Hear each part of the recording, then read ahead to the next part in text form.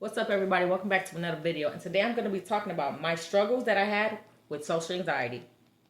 Yes, I was one of those people. But before I get into the video, make sure you like this video. If you like relatable content, I talk about real life experiences, things that I've been through, that I know somebody out there been through too. Okay? I know I'm not the only one that experienced these things.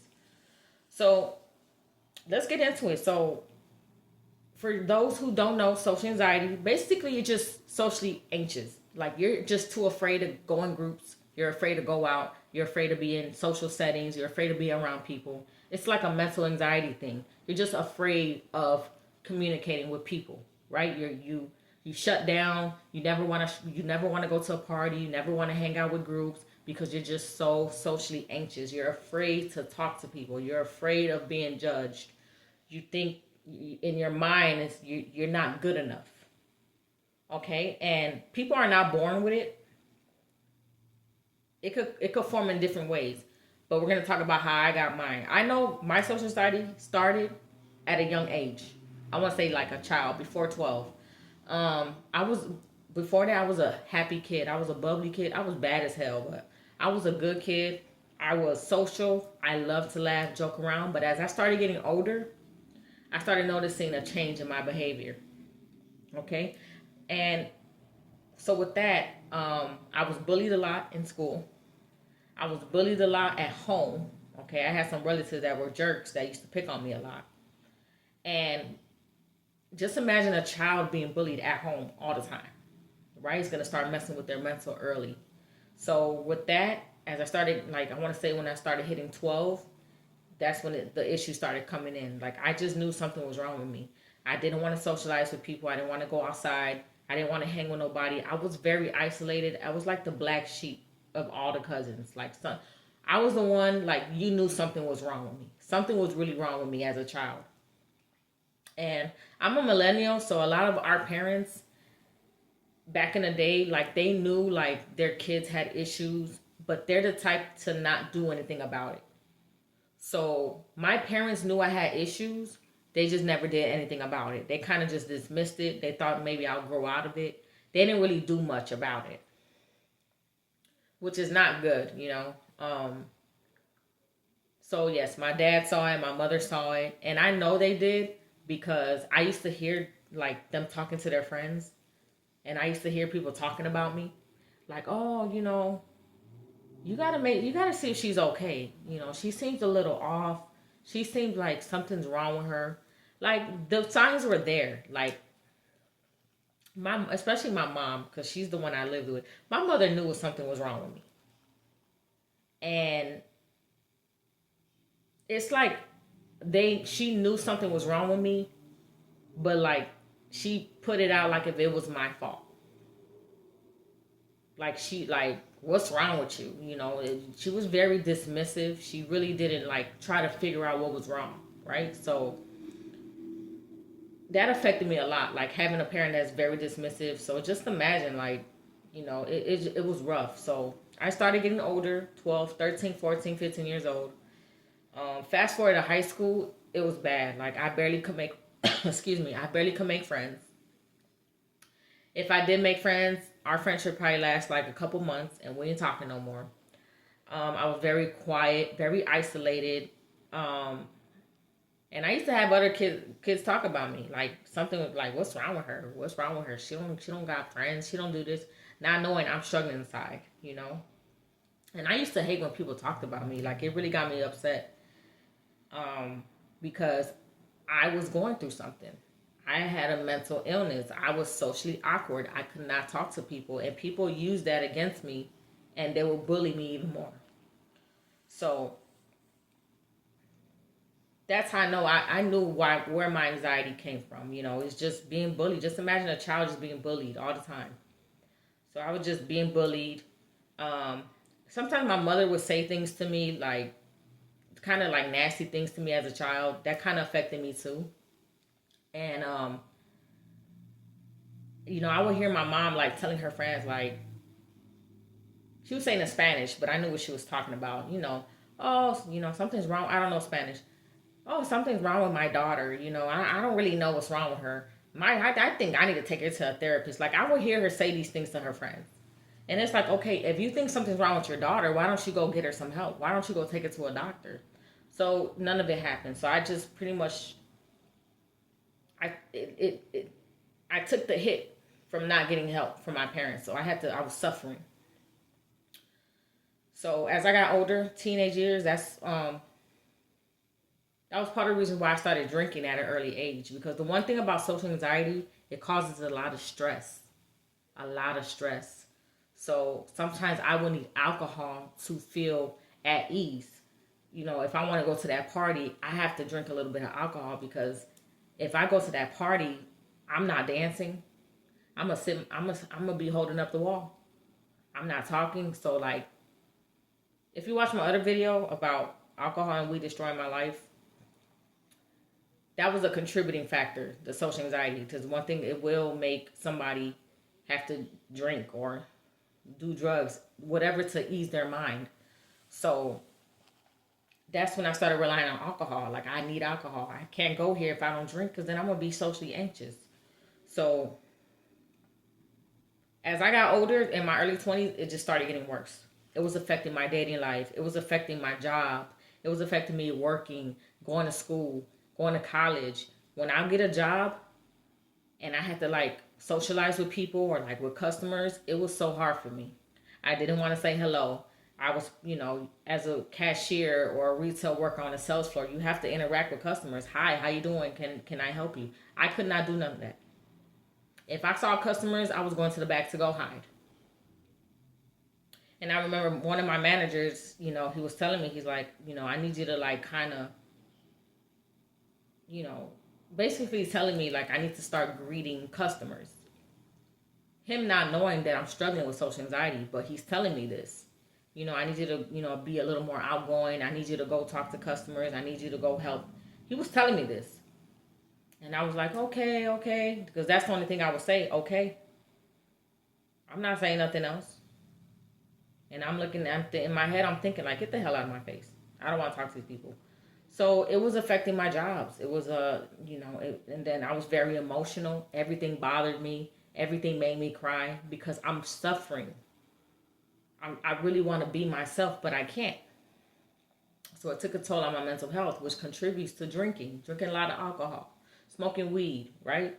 So one day I just said enough was enough. I got tired of it. Once I hit my early 20s, I got tired of it. So I found that I had insurance to cover some therapy. I went to go look for a therapist. I said enough is enough. I'm ready for a lifestyle change. I don't want to keep living my life like this. I'm fighting this demon that don't need to be there. I didn't want to let this destroy my life and be isolated for the rest of my life. So what I did, I went to go see a therapist. I sat there, I talked to her, I told her what my issues were. I broke down, I cried, I let all them tears out. I let her know I'm ready to change. So she kind of, helped me out. She told me, look, go do some affirmations. There's social anxiety affirmations on YouTube. Go look it up. If you're struggling with social anxiety, go do these affirmations. There's different kinds. And I started doing it. It might sound a little weird. You might not like it, but if you want to be better, you're going to have to do it. So she also tried to prescribe me medication, which I don't recommend. Don't ever take any medication. There's natural healing. I told her, I don't want to be on medication, ma'am. I want to be better. I want to heal for real. I don't want to be on medication. Even if I took the medication as a temporary thing, I don't want it. I didn't want to take medication. Don't ever get on no medication. Go get that natural, real healing. So that's what I did. I didn't take those meds. So yeah, I YouTubed it myself. How to heal from social anxiety. What things can I do to heal? And I just started watching these videos and I started practicing what the people were telling me to do. You got to put yourself in an uncomfortable situation. Go up to that group and go start talking. Do these affirmations. The affirmations work. I don't care what nobody say. It worked for me. It started reversing my brain. I started feeling better. One day I woke up. I was ready to talk to everybody. even though I do blame my childhood and my parents, I do feel like they should have did something. Like, why do you guys ignore everything? Why do parents ignore their kids when they're crying out for help? You know something's wrong with your child. Go get them the help. Why do we have to suffer? I was suffering till my adult years. That's a whole freaking 2 decades of me suffering like that. Why didn't y'all give me help? You knew something was wrong with me. But that's what these parents did to us, millennials. I feel like drop a comment below if you feel like your parents were very dismissive of, they knew that you had an issue, or if you know somebody that knew that their parents knew that you had issues and they don't do anything about it. And I don't beat myself up for it, but I do wonder, like, why didn't y'all help me? Why didn't y'all help me get better? Why do you guys ignore everything? Why are issues not being talked about? That was my thing, but that's why we got to take matters into our own hands. If we know we had issues, we got to go do to help ourselves, because nobody's going to do it for us. We have to do it. I'm not going to sit up here and say it's y'all fault why I'm like this. It's your fault why I'm like, yes, it's your fault. But guess what? I'm an adult now. I can go take that step and go get the help I need so that my kids don't have to go through it, or your kids don't have to go through it. If you see signs in your child early on, go get that child some help. Don't ignore the signs. The signs are there. So I went and got the help, and I'm better today. I still get socially anxious. Sometimes I'd be like, I don't want to really deal with people. But for the most part, I can greet you.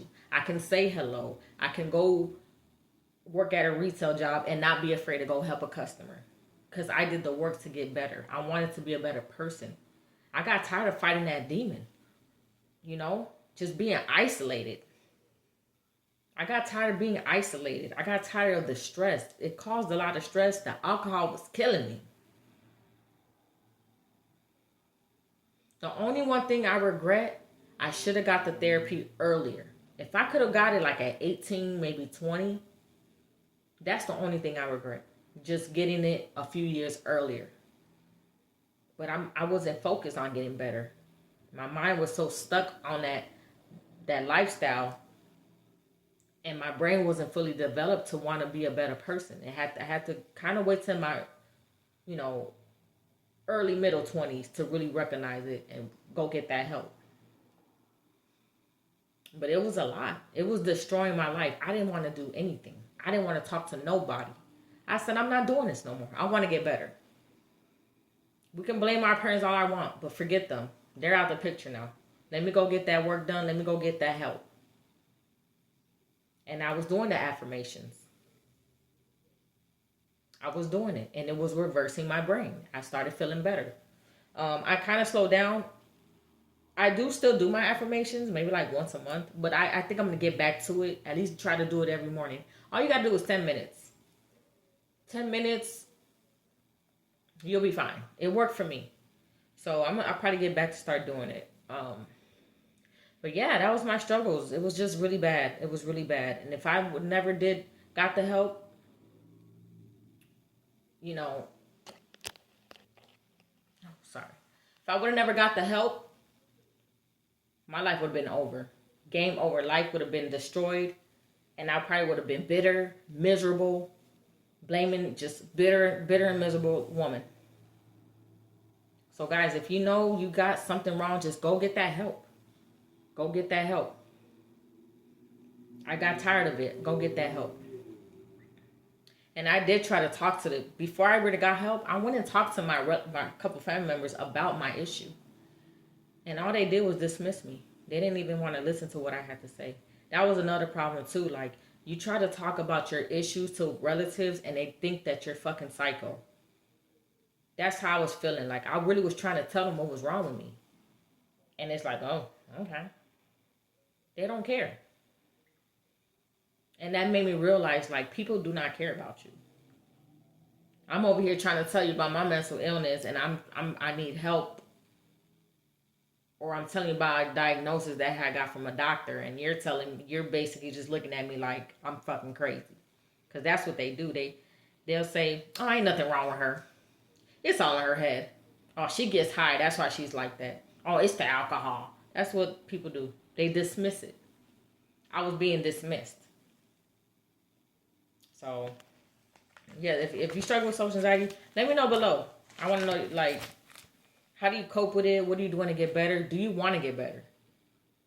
You should want to get better. Make sure you like this video. Subscribe to my channel. Please help me get monetized. That's my goal. I want to be monetized. Subscribe. If you like real life conversations, real. I talk about things that I've been through that I know somebody out there could relate to. This is what this channel is about. Relatable content. All right. I'll talk to y'all later.